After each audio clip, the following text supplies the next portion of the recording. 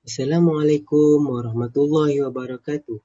Kami dari kumpulan 8 iaitu kumpulan Cahaya ingin membentangkan tajuk kajian kami iaitu krisis sistem kekeluargaan dan tingkah laku moral dalam era modernisasi.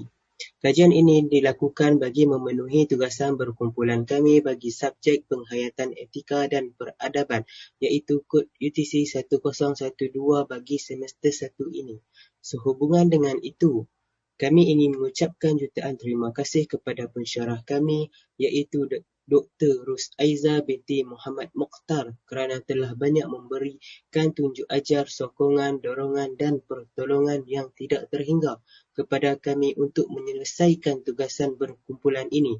Tidak lupa juga kepada rakan-rakan seperjuangannya dan ibu bapa yang banyak memberi sokongan. Sesungguhnya pertolongan anda semua itu amatlah kami hargai. Sebelum memulakan perbincangan ini, perkenalkan diri saya Muhammad Adam Najat bin Muhammad Nasir yang bernombor matrik 1200146. Nama saya Dayang Zaila binti Awang Buhari, pemegang kad matrik 1200147. Nama saya Nur Anisa Safia binti Ahmad Mushir. Nombor matrik saya 1200150. Nama saya Nur Izzatul Syahira binti Abdul Ghani 1200149. Nama saya Nur Zulaika Liana binti Muhammad Razali, nombor matrik 1200151. Nama saya Najwa Nurwahidah binti Muhammad Tarmizi dan nombor matrik 1200148.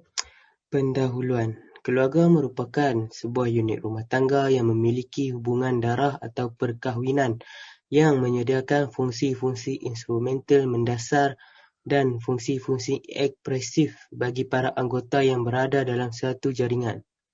Kemudian, setiap manusia inginkan kehidupan yang aman dan harmoni dan segalanya bermula daripada pegangan moral yang kukuh. Prinsip moral atau moral berasal daripada bahasa Latin iaitu moralitas. Moral telah membawa pengertian sebagai ajaran atau pegangan berkenaan baik buruk sesuatu perbuatan, sikap atau cara yang diukur oleh baik buruk sesebuah akhlak. Kemudian objektif kajian kami. Yang pertama, faktor-faktor berlakunya krisis sistem kekeluargaan dan tingkah laku anak-anak dalam era modernisasi. Yang kedua, kesan-kesan yang terjadi akibat krisis sistem kekeluargaan dan tingkah laku anak-anak dalam era modernisasi. Dan yang terakhir, cara-cara mengatasi krisis sistem kekeluargaan dan tingkah laku anak-anak dalam era modernisasi. Metodologi kajian. Metodologi kajian ini adalah untuk menerangkan tentang kaedah yang digunakan di dalam kajian kami. Kaedah yang pertama iaitu kaedah perpustakaan. Kaedah perpustakaan ini kami gunakan sebagai tempat rujukan kami untuk mencari bahan-bahan yang berada di perpustakaan. Kemudian kaedah kajian lepas. Kaedah kajian lepas ini kami telah menggunakan hasil daripada kajian lepas yang telah dilakukan oleh pengkaji lepas. Ini memudahkan kami untuk mencari bahan sebagai rujukan daripada pengkaji-pengkaji lepas. Baiklah, kita beralih pada skop kajian. Skop kajian ini menjerumus kepada masyarakat Malaysia melalui pelbagai lingkungan usia mengenai faktor-faktor atau punca-punca berlakunya krisis kekeluargaan dan tingkah laku moral dalam era modernisasi kini. Hal ini kerana pelbagai masalah kekeluargaan telah berlaku sehingga memberi kesan dan impak yang negatif pada masa depan negara. Perkara ini juga merupakan salah satu perkara penting yang perlu diambil perhatian dan diketengahkan dalam menanganinya. Antaranya ialah masalah penceraian, masalah pergaduhan rumah tangga, kes rogol serta kurangnya perhatian diberikan terhadap anak-anak. Seterusnya kita beralih pada kajian literatur. Kajian literatur yang pertama, menurut Datuk Seri Dr. Muhammad Uzi Mahidin, Ketua Perangkaan Malaysia Jabatan Perangkaan Malaysia, melalui Perangkaan Akhbar Perkahwinan dan Penceraian 2019, beliau menyatakan bahawa jumlah penceraian yang berlaku di Malaysia telah meningkat pada tahun 2018 sebanyak 50,356. Hal ini membuktikan bahawa masalah kekeluargaan rakyat Malaysia kian merundum dan perkara ini perlu diambil perhatian. Masalah ini tidak akan berlaku jika setiap keluarga mengamalkan kesepaduan dan keharmonian. Tidak dinafikan lagi krisis rumah tangga ini berlaku ataupun berpunca daripada kurangnya ilmu pengetahuan dalam kekeluargaan, pendidikan agama yang tidak sempurna, tekanan bebanan kerja, sikap pasangan yang kurang selesa, campur tangan pihak luar dalam urusan rumah tangga, masalah ekonomi dan sebagainya. Bagi kajian literatur yang kedua, menurut Keratan Akhbar Berita Harian, rencana muka surat 22 bertarikh 5 November 2012, perkukuh institusi kekeluargaan tugas bersama. Ini membuktikan gaya hidup moden dan cabaran semasa merupakan salah satu punca hubungan kekeluargaan menjadi retak. Kerukunan rumah tangga tergugat apabila ibu bapa lebih mementingkan tanggungjawab mencari rezeki sehingga mengabaikan hubungan kekeluargaan. Perkara ini secara tidak langsung akan mewujudkan sebuah jurang antara anak-anak dan ibu bapa sehingga mampu memberi kesan yang tidak baik terhadap tingkah laku anak-anak. Jadi pada bahagian ini saya akan membentangkan faktor-faktor krisis sistem kekeluargaan dan tingkah laku anak-anak dalam era modernisasi. Krisis sistem kekeluargaan bermaksud suatu keadaan yang tidak stabil akibat daripada faktor tertentu sehingga memberi kesan yang boleh menjejaskan sesebuah institusi keluarga. Jadi antara faktor-faktornya ialah faktor yang pertama adalah faktor agama. Agama merupakan asas utama dalam membentuk keluarga yang sejahtera. Anak-anak diibaratkan sebagai kain yang putih dan terpulang kepada ibu bapa bagaimana mereka mencorakkannya. Kekurangan pendidikan agama akan menyebabkan anak-anak terdedah dengan perilaku sosial yang tidak baik seperti melepak ataupun mencuri. Faktor yang kedua adalah kemiskinan. Kebiasaannya, kemiskinan dikaitkan dengan keganasan rumah tangga. Kemiskinan mampu mewujudkan keganasan rumah tangga adalah dengan tekanan yang dihadapi oleh ibu bapa sehingga mereka melepaskan kemarahan kepada anak-anak. Jadi ini akan mempengaruhi tingkah laku anak-anak sehingga mereka menjadi trauma, ketakutan serta tiada keyakinan diri. Faktor yang ketiga adalah tekanan bebanan kerja. Pada masa sekarang, bukan hanya lelaki sahaja keluar bekerja, malah wanita turut mempunyai kerjaya yang tersendiri. Tekanan yang dibebani di tempat kerja akan menyebabkan kurang tumpuan keluarga kepada anak-anak. Apabila tiada tumpuan keluarga kepada anak-anak, anak-anak cenderung untuk terjebak dengan masalah sosial seperti ponteng sekolah ataupun melepak. Faktor yang terakhir adalah perceraian. Perceraian bermaksud menguraikan perkahwinan antara suami isteri dengan lafaz talak. Perceraian mampu mempengaruhi emosi anak-anak untuk menyesuaikan diri dan menangani tekanan akibat perceraian. Justru dibimbangi anak-anak akan menunjukkan ciri-ciri yang negatif dan berkelakuan Tidak dinafikan bahawa krisis sistem kekeluargaan dan tingkah laku moral generasi muda dalam era modernisasi memberikan kesan kepada psikologi individu, seterusnya memberi kesan kepada masyarakat dan memberi kesan kepada ekonomi negara. Dalam era modernisasi ini tidak syak lagi akan memberikan kesan kepada psikologi individu. Individu yang menghadapi krisis ini akan mengalami kemurungan, kebimbangan yang serius dan tekanan yang melampau.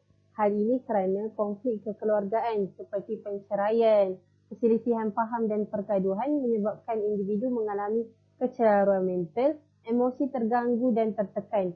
Ditambah pula dengan masalah pembelajaran atau pekerjaan, individu pasti akan berasa sangat terbeban lalu membawa kepada tingkah laku drastik yang membimbangkan seperti gejala sosial dan jenayah. Dan tingkah laku moral generasi muda juga akan memberi kesan kepada masyarakat. Masyarakat akan mula terjebak dengan gejala-gejala sosial dan mengalami kehancuran akhlak dan moral. Perkara ini berlaku kerana masyarakat terpengaruh dengan suasana persekitaran atau sebagai salah satu cara melepaskan tekanan daripada konflik kekeluargaan atau tingkah laku moral generasi muda. Runtuhnya budi pekerti, budi bahasa dan tata susila antara masyarakat juga akan menyebabkan berlakunya pergaduhan antara keluarga, kaum dan agama yang akan membawa kepada nama buruk negara. Dan tingkah laku moral generasi muda ini turut memberikan kesan kepada ekonomi negara. Negara akan mengalami peningkatan jumlah penganggur, seterusnya berleluasanya jenayah dalam negara. Hal ini kerana pekerja yang menghadapi krisis sistem kekeluargaan dan tingkah laku masyarakat sekeliling akan mengalami gangguan emosi yang membawa kepada tingkah laku drastik. Seterusnya, membuatkan diri seseorang pekerja itu dipecat. Jenayah juga berleluasa kerana seseorang individu tiada pekerjaan atau dahagakan perhatian keluarga. Perkara ini akan mengakibatkan negara lain enggan bekerjasama meningkatkan ekonomi negara. Saya akan menerangkan tentang cara-cara bagi mengatasi krisis kekeluargaan dan tingkah laku anak-anak. Pertama sekali adalah dengan adanya kursus pra-perkahwinan. Okey. Fungsi kursus pra-perkahwinan ini adalah untuk mendedahkan kepada pasangan pengantin tentang maklumat-maklumat yang penting dan memberi pendedahan awal tentang matlamat dan konsep dalam rumah tangga. Selain itu, kursus pra-perkahwinan ini juga berfungsi untuk membantu pasangan berisiko, iaitu pasangan yang kurang pendidikan agama ataupun tiada asas agama untuk mendapatkan pendedahan awal mengenai alam rumah tangga.